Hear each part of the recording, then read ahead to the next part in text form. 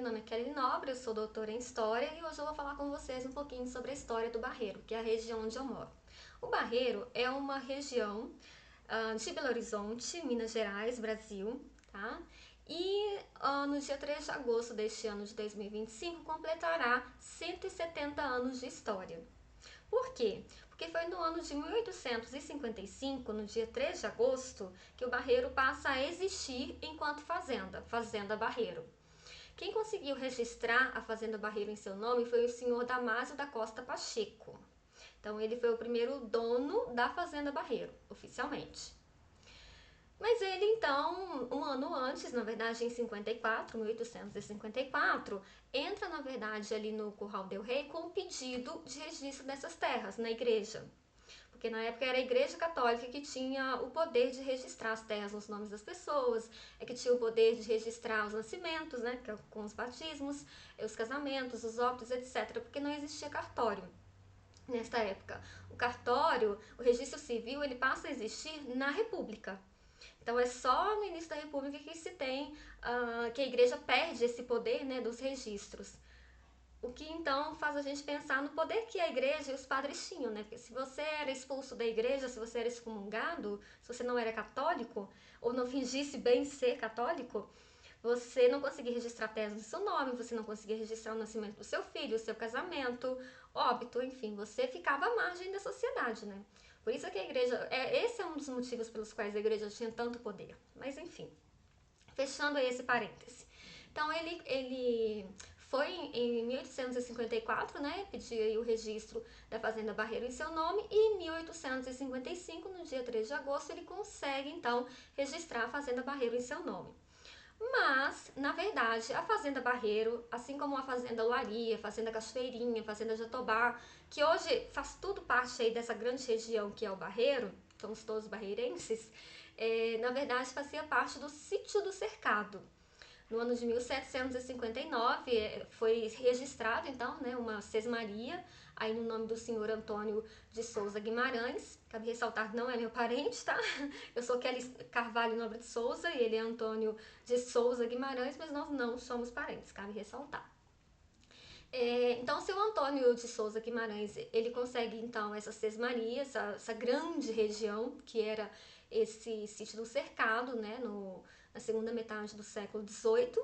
Então, assim, essa região aqui, ela era uma região já de uma pessoa em plena segunda metade do século XVIII, já era explorada por uma pessoa em plena segunda metade do século XVIII, ok? Isso aqui então chamava-se Sítio do Cercado, que era na verdade uma grande sesmaria, era enorme essa região aqui. Pegava inclusive a região do Betânia, tá? Era enorme, realmente. E essa região, gente, era situada na Vila Real do Sabará, na freguesia do Curral del Rei, né, que ficava então na comarca do Rio das Velhas. Observem aqui, ó, não sei se dá pra ver, esse mapa aqui eu mandei fazer, mandei confeccionar para minha tese de doutorado, e é o mapa da capitania de Minas Gerais no final do século XVIII, tá? E aqui, ó, é a comarca do Rio das Velhas. E aqui é a região que eu falei, que é a Vila Real do Sabará. Aqui é que ficava, então, a região onde hoje conhecemos como Barreiro, ok? Então, foi registrado aí esse sítio cercado aqui nessa região de Vila Real do Sabará, né, freguesia do Curral del Rei, situado nessa comarca do Rio das Velhas, ok? Bom, então, no século XVIII era assim. O que nós não sabemos até hoje, que falta aí pesquisar, e fica a dica para os historiadores que queiram fazer esse trabalho. Falta pesquisar, antes desse século XVIII, antes de 1759, quais eram as tribos indígenas que viviam aqui. Quais eram os grupos indígenas, entende? E como foi esse processo, então, para o seu Antônio de Souza Guimarães conseguir tomar essas terras? Como foi essa guerra, né, dos povos indígenas aí contra esses exploradores? Falta ainda essa pesquisa, não se tem ainda um historiador, uma pesquisa sobre isso. Eu acho importante dizer que a história do Barreiro falta ainda ser reescrita por um viés dos de baixo, né? Por um viés aí dos indígenas, né? Pelo viés dos africanos, como que quais eram as nações dos africanos que vieram para cá nessa segunda metade do século XVIII. Ou seja, quais eram as regiões do continente africano que eles eram trazidos, porque os nomes de nações diziam respeito a essa procedência, né? Então, é uma questão aí importante da história do Barreiro a ser pesquisada, tá? É uma pesquisa de fôlego. É uma pesquisa aí que demoraria pelo menos uns 2 anos, né? Daria uma dissertação de mestrado, enfim. Mas então a Fazenda Barreiro ela passa a existir no ano de 1855, né, com o senhor Damásio da Costa Pacheco, que compra então essa fazenda, que registra em seu nome essa fazenda. Assim como também a Fazenda Olaria, né, que é do o senhor Manuel Teixeira de Camargos, consegue registrar em seu nome. A Fazenda Cachoeirinho, o senhor Joaquim Cândido também consegue registrar. E a Fazenda Jatobá era do Manuel Dias de Souza, que também registrou aí em seu nome. Tá? Isso tudo na segunda metade do século XIX, que eles registram tudo isso. E o Damásio da Costa Pacheco, ele tinha um compadre, ou seja, ele tinha uma relação de apadrinhamento aí, né, com um homem chamado Major Cândido José dos Santos Brochado. E ele então vende essa fazenda Barreiro para o Major Cândido Brochado. O Major Cândido Brochado, ele é o pai do Sinfrônio Brochado, que é o nome, né, da avenida principal hoje aqui do Barreiro, ok? Então, o nome da avenida principal é do filho desse senhor Major Cândido Brochado. O Cândido Brochado, ele era um homem, como é que eu vou dizer?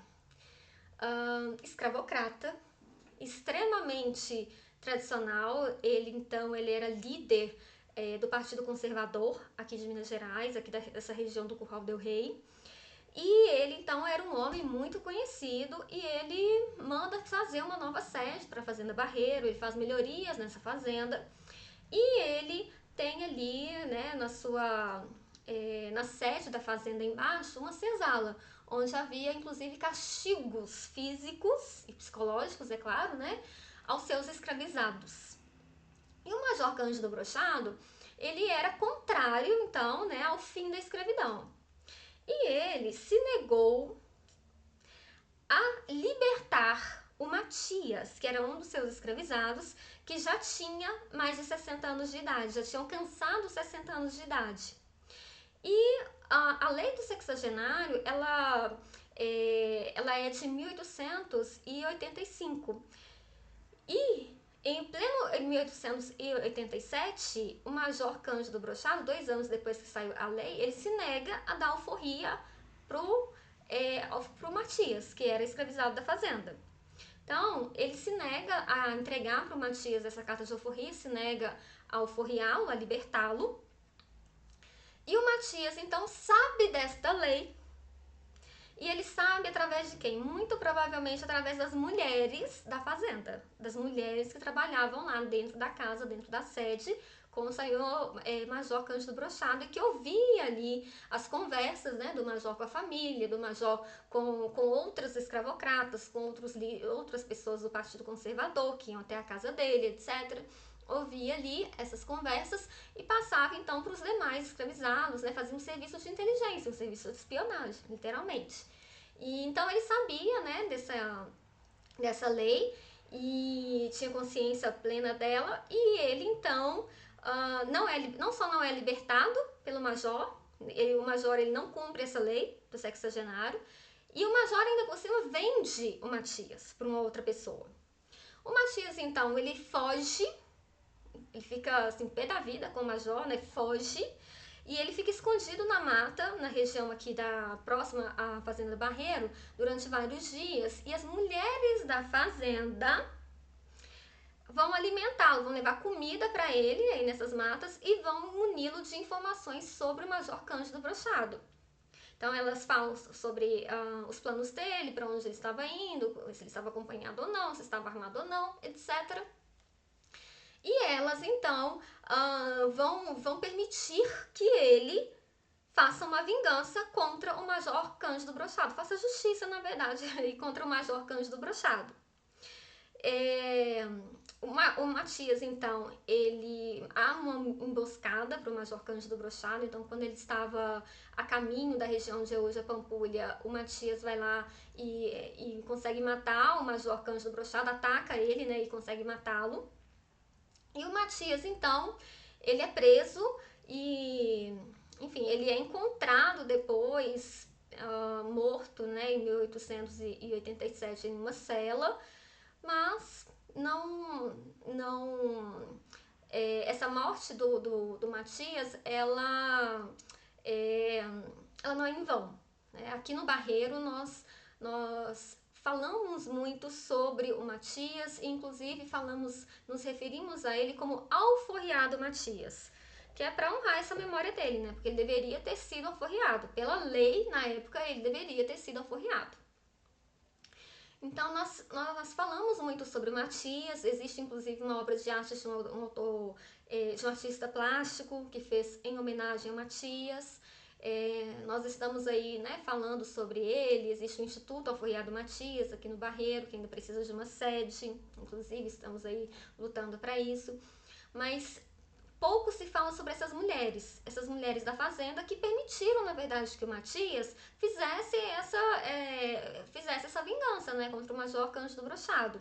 Essas mulheres, ainda falta se saber os nomes delas, efetivamente, as histórias delas. Então, existe aí também a necessidade de uma pesquisa de fôlego, e essa sim eu quero fazer, tá? E aí é uma pesquisa de pelo menos 3 anos, tá? Na Cúria de Belo Horizonte ou na Cúria de Mariana, onde tem os registros de batismo, casamento e óbito, para sabermos quem eram as mulheres escravizadas dessa fazenda Brochado. E aí é preciso montar 3 bancos de dados enormes com esses registros, para assim então rastrear os nomes dessas mulheres, rastrear inclusive se o Matias tinha filhos, se ele tinha esposa, enfim, se através desses registros dá para se rastrear e chegar inclusive aos dias atuais, saber quem são os descendentes deles aqui no Barreiro na atualidade. E se vivem aqui no Barreiro ainda, né? Talvez eles, enfim, foram viver em outras localidades. Mas então essa pesquisa é uma pesquisa que precisa ser feita, tá?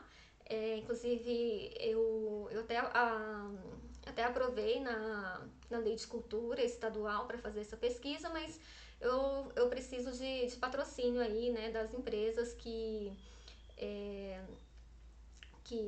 precisam aí fazer renúncia fiscal para patrocinar essa pesquisa sobre essa história do Barreiro. E através desse banco de dados dá para se fazer várias outras pesquisas, inclusive, como por exemplo os padrões de apadrinhamento, quem eram os escravizados mais escolhidos como padrinhos, como madrinha e padrinho, e por quê.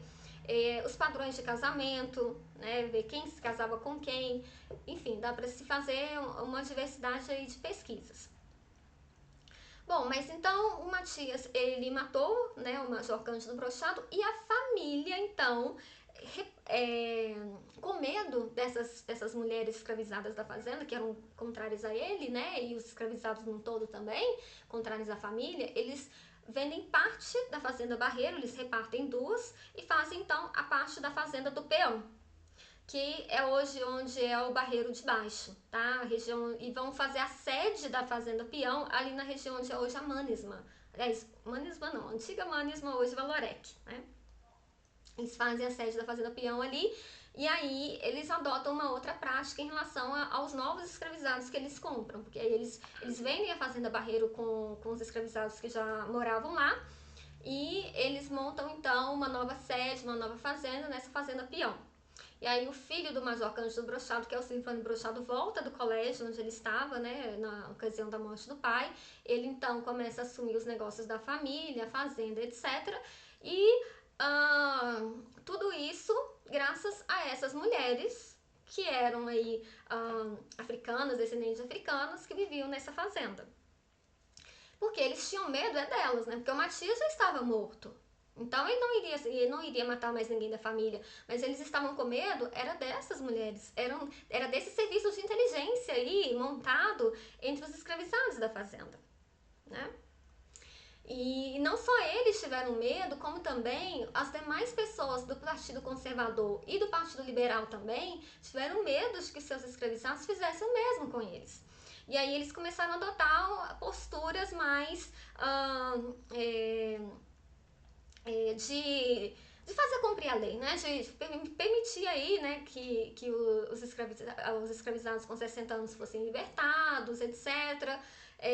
Diminuir aí as torturas que eles faziam, físicas e psicológicas. Sempre uma tortura física é também uma tortura psicológica, né, gente? Vamos lembrar. Então, essas mulheres, elas mudaram aí a dinâmica, o contexto social, não só do Barreiro, como também de outras partes do Curral del Rei e dessa freguesia, né, dessa comarca do Rio das Mortes, dessa capitania de Minas Gerais. Então, essa é uma história muito importante de ser contada. E aí, então, essa fazenda Barreiro, essa parte da fazenda Barreiro, que é onde é hoje o Barreiro de Cima, ela é vendida, né, pelo filho do Major Cândido Brochado. Ele vende para o senhor Manuel Pereira de Melo Viana. E esse Manuel Viana, ele acaba vendendo posteriormente, alguns anos depois, essa fazenda Barreiro para o governo de Minas Gerais, no advento aí da República, e se passa a fazer então uma colônia, que era a colônia Barreiro, voltada à produção agrícola para a nova capital, que era Belo Horizonte, e também para fornecer água para essa nova capital, que era Belo Horizonte. Mas o governo não investe tanto assim, então aí começam a vir imigrantes, de qualquer forma o governo começa a trazer imigrantes para cá, para trabalhar nessas terras, e aí em 88 tem o fim, né, da escravidão, a Lei Áurea, e aí começa a trazer os imigrantes para cá, e aí tem as famílias, né, famosas aqui no Barreiro. Mas o que é importante de ser dito é que essas pessoas aqui do Barreiro que trabalharam nessa fazenda, que eram os escravizados, em 1888, quando se tem o fim da escravidão, eles são expulsos dessa fazenda Barreiro e o governo brasileiro traz imigrantes europeus, pessoas brancas, para morar aqui e vendem os lotes dessa região da fazenda Barreiro a um preço muito barato para esses imigrantes brancos. Porque o governo brasileiro queria fazer o branqueamento da população brasileira. Então existe uma ideologia do branqueamento racial que o governo estava seguindo e que por isso então trazia esses imigrantes para cá e vendia a um preço muito mais barato as terras e em prestações, coisa que não era oferecida, condições que não eram oferecidas aos ex-escravizados dessa fazenda, que já trabalhavam aqui, que já conheciam o sol, já conheciam o clima, já conhecia tudo. A eles não foi oferecida essa oportunidade de compra dessa fazenda Barreiro, né, dessa região onde eles inclusive moraram e cultivaram, trabalharam durante tanto tempo enquanto escravizados. Então essa é uma história importante, né, a ser contada, a ser abordada. E, enfim, é isso que eu queria compartilhar aqui com vocês um pouquinho sobre. E depois, provavelmente, eu vou falar um pouquinho sobre essas famílias e a diferença de desenvolvimento, então, do Barreiro de Cima, que era rural, destinado, então, a alimentar Belo Horizonte, essa nova capital, e o Barreiro de Baixo, que foi destinado, então, a uma industrialização. Tá?